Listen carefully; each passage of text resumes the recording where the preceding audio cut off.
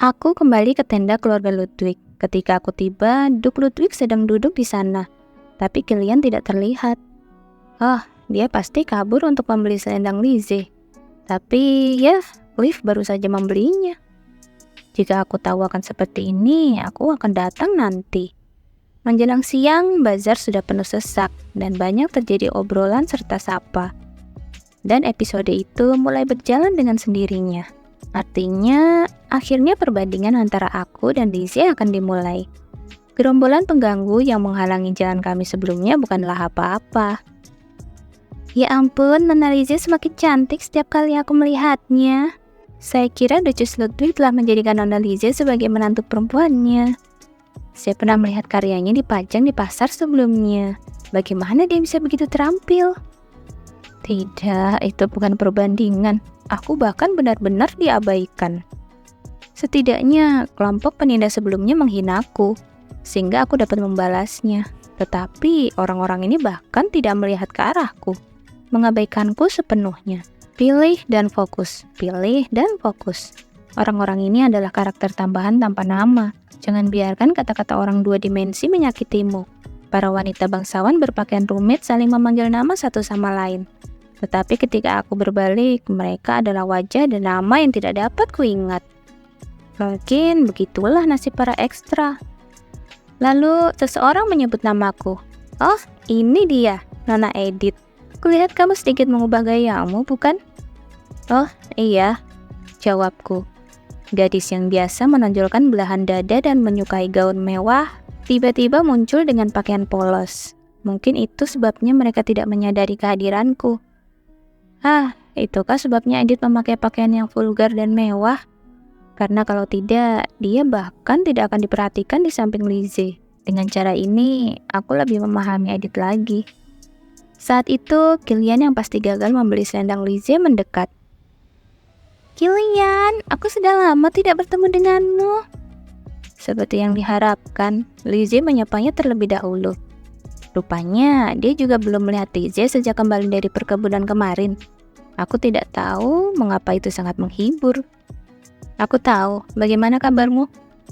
Bagus, bagaimana denganmu, Kilian? Aku juga. Pandangannya beralih padaku.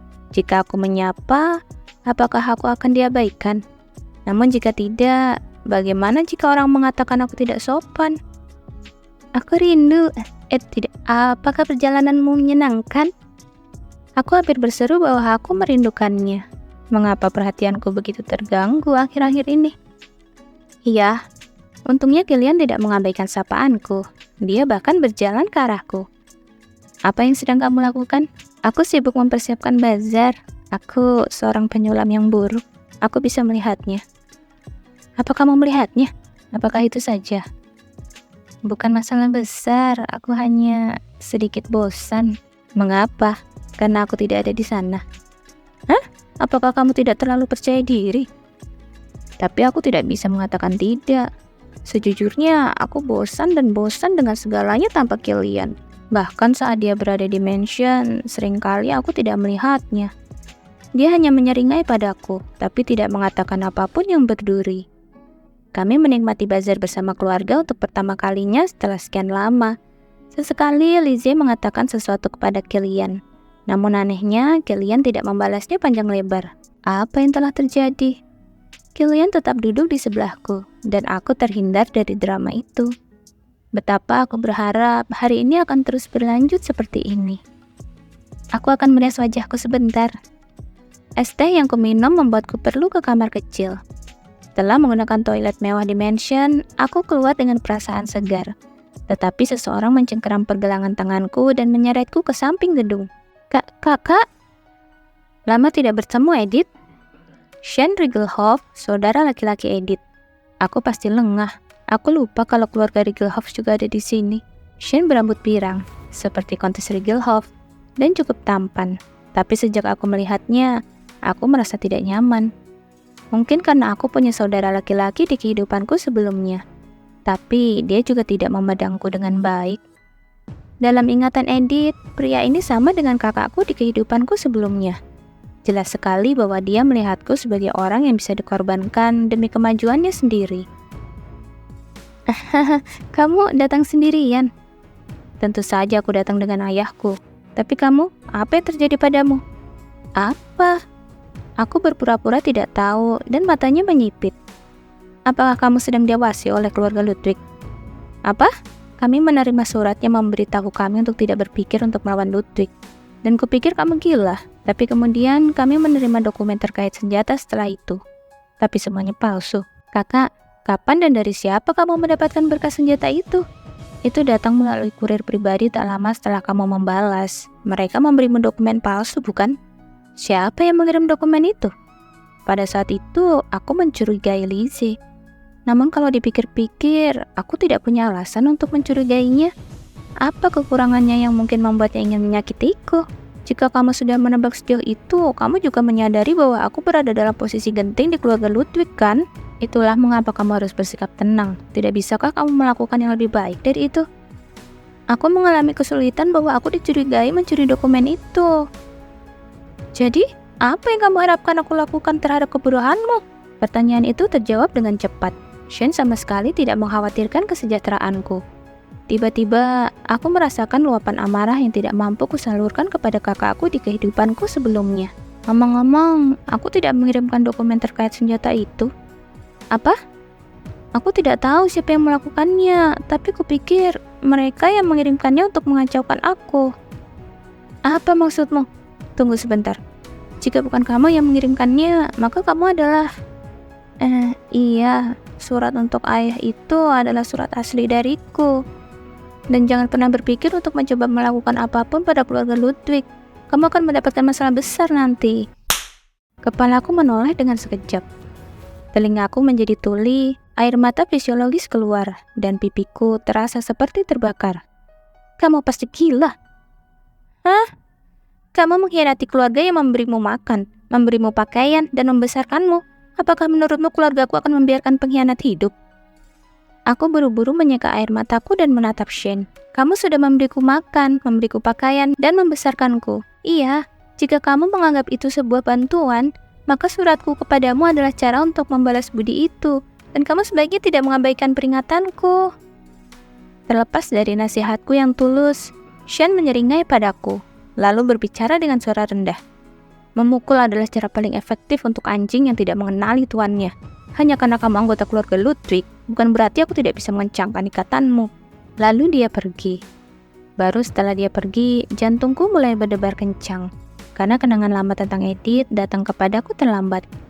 Maafkan aku, ayah. Saya minta maaf. Dasar jelang bodoh. Aku sudah mengajarimu berkali-kali dan kamu tidak bisa melakukannya. Aku salah. Aku salah.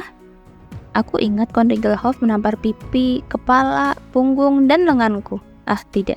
Tapi dimanapun tangan dan kakinya bisa menjangkau.